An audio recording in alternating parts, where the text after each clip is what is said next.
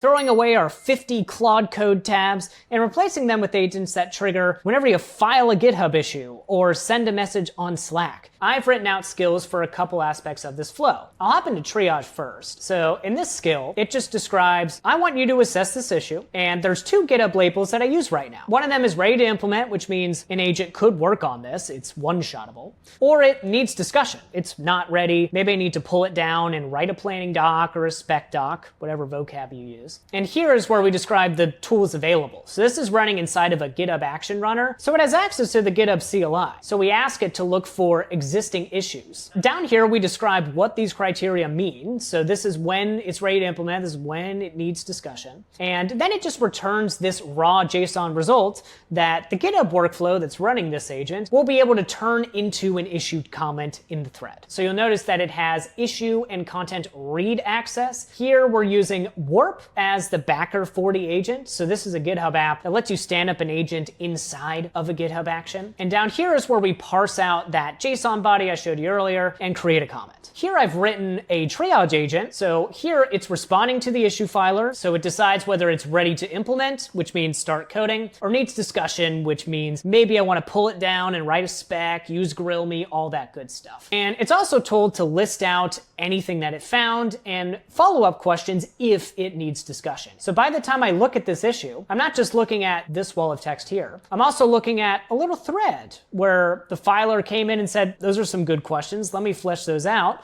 And then I'll tag a maintainer to see what the decision should be.